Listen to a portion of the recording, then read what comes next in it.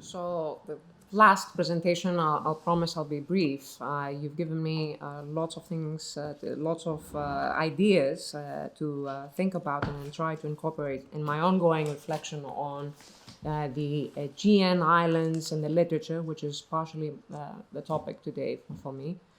Um, I started revisiting poetry of the early 20th century to mid 20th century, just as a way to reflect on the notion of identity a long time ago, and thinking about collective identities before I move on to explore the autobiographical, which is what I'm interested in the late 20th century in my own research. I keep returning back to the definition of Stuart Hall's identities and how we talk about exclusion, inclusion, power, who is left out, rendered outside.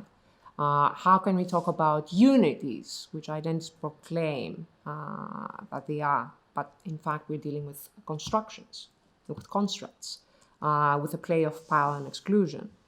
So I begin this, as I said, short presentation by revisiting some of the key writers who are celebrated in the Greek literary canon.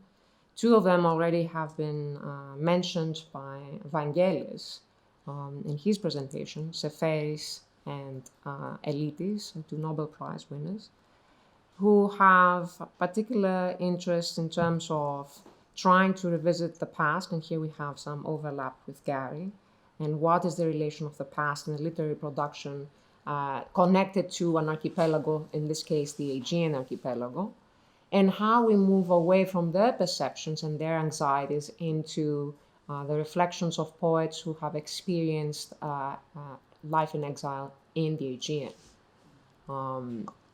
Before I sort of go into some of the poems and just the themes, I'll offer a brief, refresh our memory, a brief sort of historical timeline.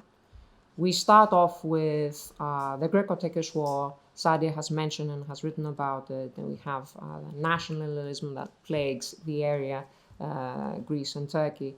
So we have in 1922 the Asia Minor disaster, the outcome of the Greco-Turkish War.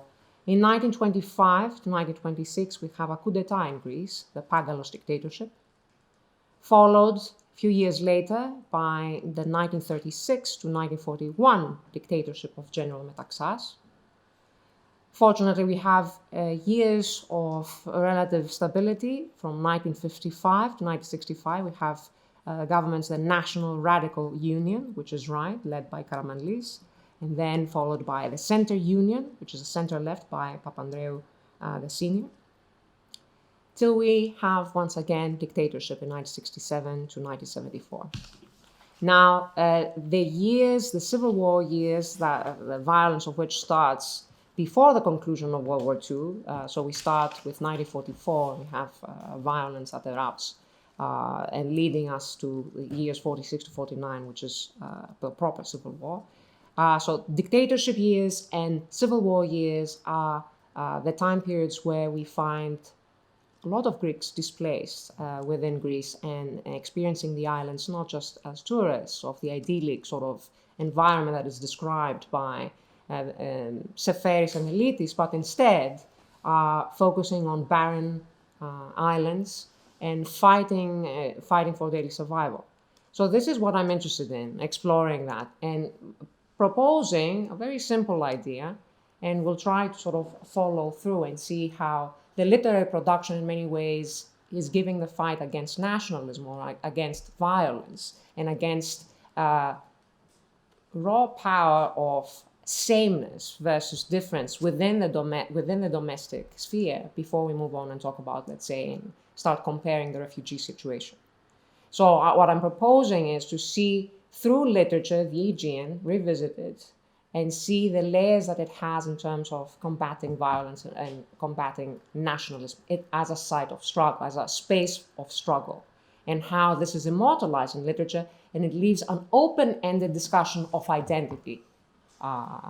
So I begin then with the main theme of this brief presentation, which is space, an experience of space. And you might be wondering, will there be more historical references? Yes, there will be. But I'm interested in literature because literature becomes an outlet for those who experienced violence during the dictatorship years and their exile years as an outlet for their testimonies. Through the guise of fiction, then we have people who are describing what seems to be non-specific. When Ginny was reading her the novel and the passages, I started remembering some of the poems I've selected from that time period earlier on in the 20th century, in a sense because they become non-specific but repetitive about the conditions on an island, on a camp, right? So this is another interesting thing to compare and contrast. But what we also have are the specifics, which is a poet dating the poem, which seems very generic about a dry land and the violence of it, the date and the name of the island. So immediately, through the non-specifics or the verses we have the second layer, the second reading, which is positioning it in the Greek context. We know it's about the dictatorship, or we know it's about the years in exile during the Civil War. So, as I said, we begin with reflecting on this cultural production then, and we start off with the theme of the journey. The theme of the journey, which is explored as a transformative experience. We had Kavafi talk about Ithaca, we had Nikos Kazantzakis talk about the Odyssey, a longer poem. We also have Seferis experiencing a sense of loss and trauma and reflecting on that in his poetry. And visiting different, from Cyprus to different parts of the island. And don't forget that Seferis, as Evangelis mentioned, is from Asia Minor. Experiencing himself the movement through space, thinking about his own story as a refugee. So we have him later on as a diplomat, revisiting that experience. So another layer, added layer of a reading of that experience. So we focus then on George Seferis, and Odysseus Elitis. We have them making references to the theme of the journey, but we also have references to the ancient Greek myths, classical past, and connecting it to the landscape, trying to make something that is timeless. And you mentioned that as well, that there's a fascination in revisiting, breaking free from it and exploring the discontinuities. Seferis certainly explores the discontinuities himself. He is interested in showcasing a distant glorious past and a very troubling, isolating present. He's a diplomat. He's in exile during 1944, during World War II. So he is in very much of agony in terms of how is the past relevant to today's experience, his experiences. Elitis, on the other hand, is particularly interesting in creating and reflecting on a narrative of a collective identity, bringing individual Greeks together, exploring the togetherness. So this is an interesting sort of way of looking at the two of them, and seeing how Seferis is actually trying to use myth in terms of disorienting us, expecting us to see the references as a way of sort of placating the past, but in fact it's disorienting us and making us wonder and share his anxiety about the present and the futility and anarchy of contemporary history. In the case of Elitis, as I said, he is trying to establish a sense of continuity in terms of overcoming, seeing and using religious imagery of the resurrection, but appropriating religious imagery, using liturgical language from New Testament, but secularizing it and making it accessible to all Greeks. So uniting theists and atheists, and trying to establish that through the landscape and through the literature that is connected to the archipelago, the Aegean archipelago, we have, in fact, a celebration of light, perseverance, and connections rather than disconnections.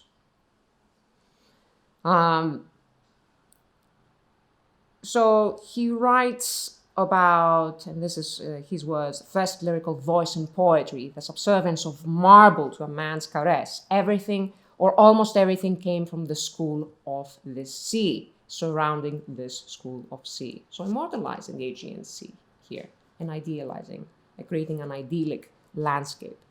But what happens, and as he is emphasizing continuity, we start seeing consistent efforts of his to sort of acknowledge an Aegean tradition and the customs, also differences of certain people, but the coming togetherness through his poetry, connected through this idea of living, sharing the Aegean space. And Vangelis has written about Elytis, of course, and he mentions that Elytis is invested and focuses on the redemption of Greek space or Greek territory in the cultural imaginary. So we can think of one of the two Nobel Prize winners then of Greece invested in that process, especially in the aftermath of the Asia Minor catastrophe. So we have then these two important poets representing a generation of the 30s and coping with territorial loss, trauma, collective trauma, and reflecting on ethnic uprooting and experiencing that and reflecting in their verses about the political turbulence, acknowledging or trying to proceed with creating a narrative that is of cultural wholeness, which serves as a panacea in the case of Elytis. I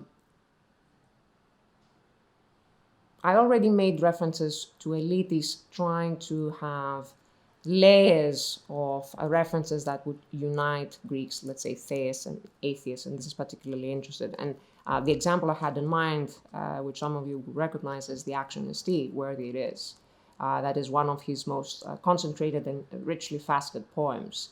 One of the key translators and Neo-Hellenic scholars, Keeley, suggests that it is really an example of the image of contemporary Greek consciousness, Action ST, that poem, through the developing perspective of a persona that is at once the poet himself, Elytis, and the voice of his country. So we have the individual and the collective connected through this work. And another reflection, before I move on from Elytis to other examples and continue these reflections on the Aegean landscape, the Aegean Sea through cultural production, we have another references to language, Greek language, that also unites and becomes an integral part of the continuous narrative of Hellenic identity and Neo-Hellenic identity for Elytis, which arguably we can talk about inclusivity or exclusivity, sharing the landscape, speaking the language, learning the language as part of belonging or not belonging. So here's an example of his poem, My Only Care, My Tongue on the Sandy Shores of Homer, a reference to Homeric myth again and the narrative.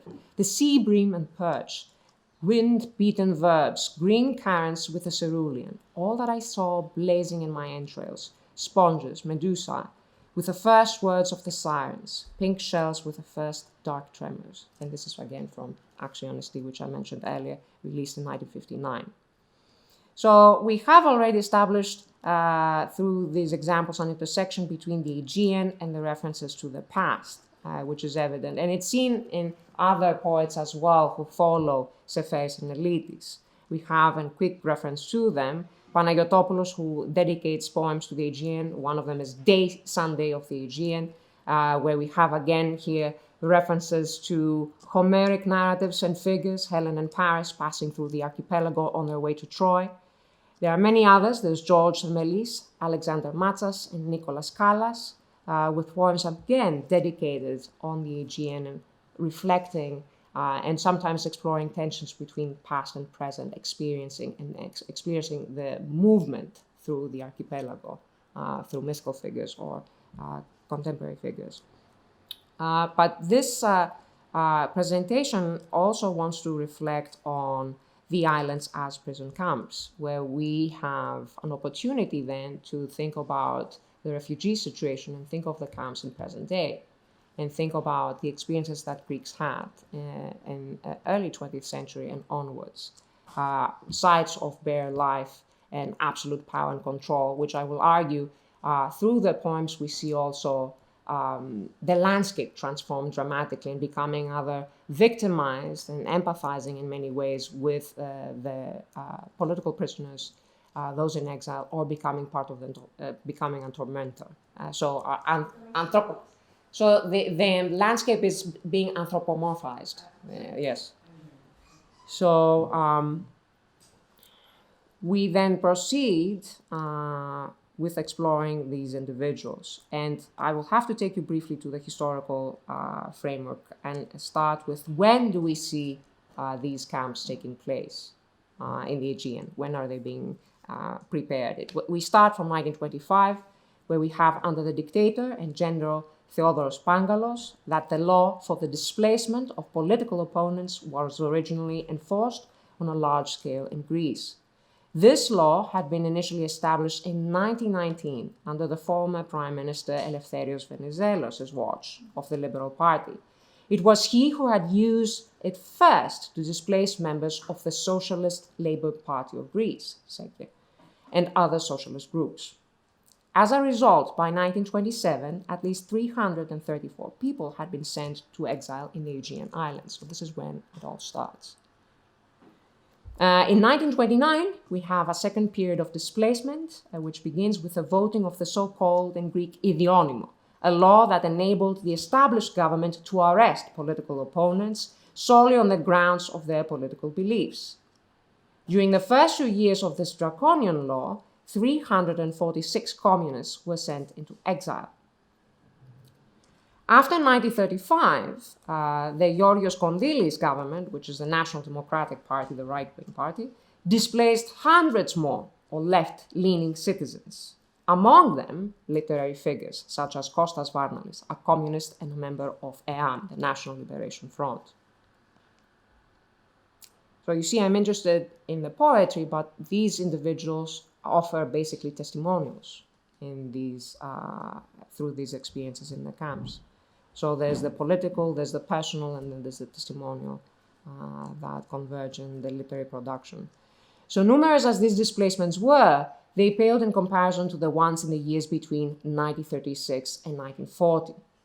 It is estimated that during the period of the General Ioannis Metaxasis dictatorship, more than 5,000 people were sent in exile, mainly to 4 Aegean islands, Aistrati, Anafi, Sifnos, and Folegandros. And Anafi, I know that you have a FIVO connection, so I'm looking forward to hearing your reflections on that during the discussion. This massive displacement took yet an unprecedented turn for the worse during and immediately after the years of the Greek Civil War, starting the tensions and the violence before the conclusion of World War II, so from 1944, moving on to 1949. With the persecution of leftist National Liberation Front, EAM fighters, and communist sympathizers, resulting in the imprisonment of a large number of political detainees all over Greece in the Aegean Islands. We add to the list the islands of Makronissos, Ikaria, and Yaros, which turn into concentration camps for the re-education and reformation of thousands of prisoners. Torture is implored, and here we have a religious reference to Metania, struggling to get them to sort of change their political views and be forced to sort of repent, if you like, in terms of their political affiliation. So it's an interesting way of exploring that as well, that reference and the religious value to it. But the first truly systematic mass-scale use of the Aegean as a place of exile was just after the Second World War and the Civil War. The island of Makronissos, which I made reference to and which is very close to the Attic coast, east of the famous temple of Poseidon at Cape Sunion, became the notorious reformatory Anamorphoterio. The specific island had been previously used to host war prisoners during the Balkan Wars, as well as Asia Minor refugees. But never before had the island registered as many inhabitants in the course of 1 year, over 10,000.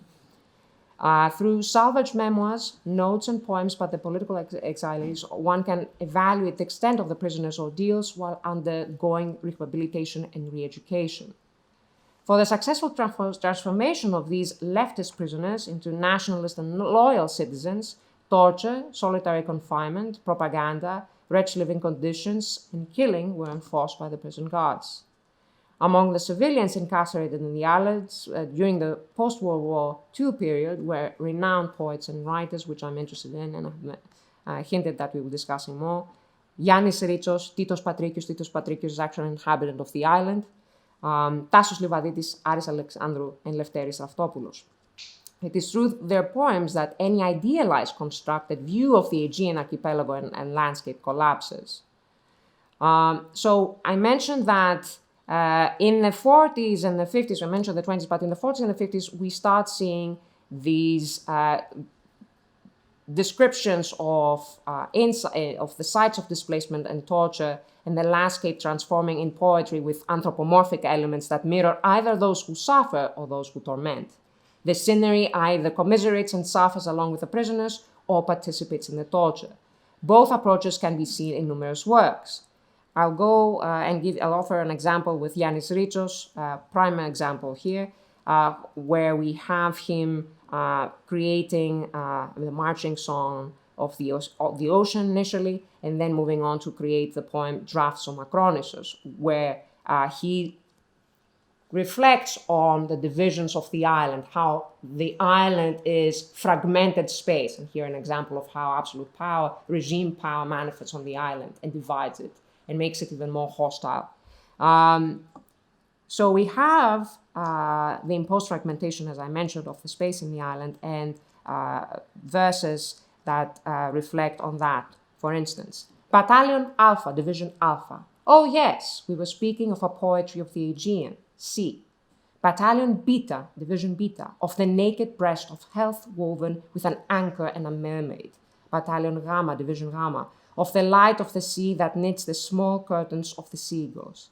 Alpha, Beta, Gamma, 300 killed ones. He goes on. Alpha, Beta, Gamma, azure, the sea very azure, gold Aegean sea landscape, the seagulls, Alpha, Beta, Gamma, black, pitch black sea, black pitch black landscape, the barbed wire. So here we have acknowledging past reflections on the Aegean and how it translates into something that is almost without definition, a mass, a lump of space. So we have then this reflection on the landscape that morphs into something that is unrecognizable. We have also Titos Patricios, which I mentioned, talking about the habits of the prisoners, and the sun commiserating and we're supposedly with them. And here we have, as I said, the anthropomorphic elements in the poetry. Every morning, Titos Patricios writes, the sun came out behind the guards' posts, wearing an unwashed pajama of the infirmary, and traversed slowly the courtyard of the sky. He, too, had adopted the habits of the imprisoned ones. In other poems, as I mentioned, from the drafts for Macronissos, the wind, in this case, turns into a tormentor, from top to bottom stone, the tents like grains of mud, the people a chunk of mud, the soul flickered, became dust, spectral lamps cut through the faces, illuminating the eyes of the crazed, mouths that spill out insects, and the wind, with his thick boots of the torture, was whipping that wild mountain with his belt. So now we have finally arrived at the point where we have different layers, different reflections on the Aegean landscape, and the violence, how it manifests and it's imposed.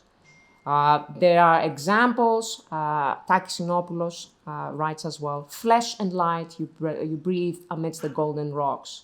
Blood does not leave the island. With flesh, yes, fighting death, fighting with you, the dead ones of mine, the dead ones, the wood planks, the sails, voice of the dead, voice of the wood plank and of the sea in the sandy island.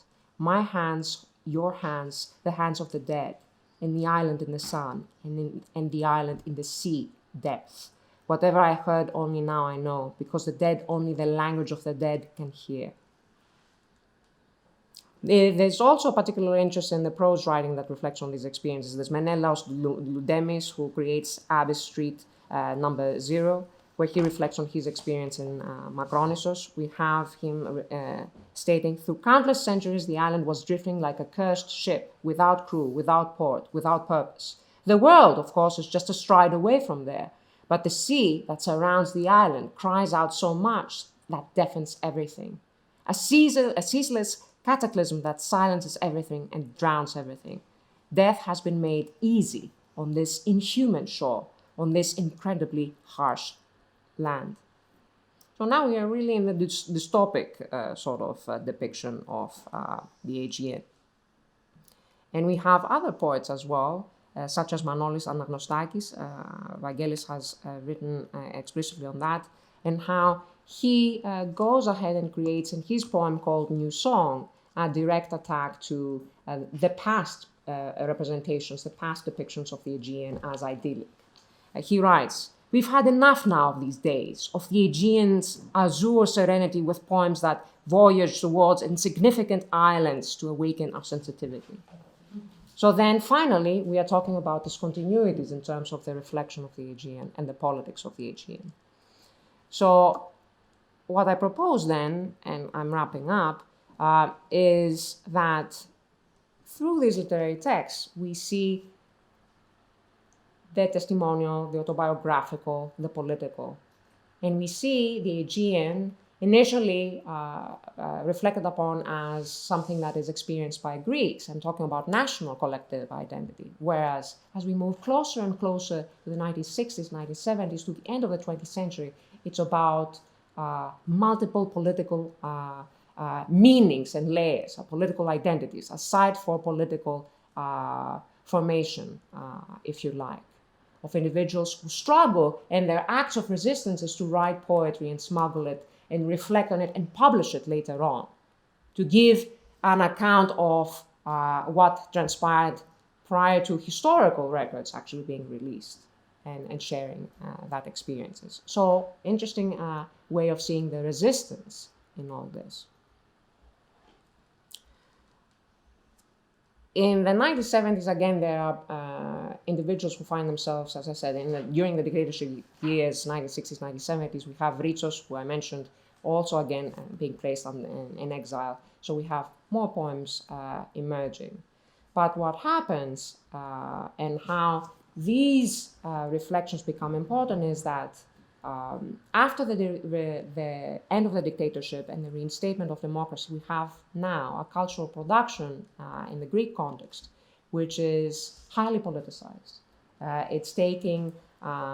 It's an elevated political engagement that moves not to reflect anymore about the Greek collective identity, I would argue, and I'm looking forward to hearing what Maria and Vangelis think about that, but the individual political identity and the experiences, and contextualizing them and focusing on that. So I'll stop here. Thank you very much for your patience. And this is really an effort to revisit past work, but also try to branch out and see what can be of use in terms of making connections.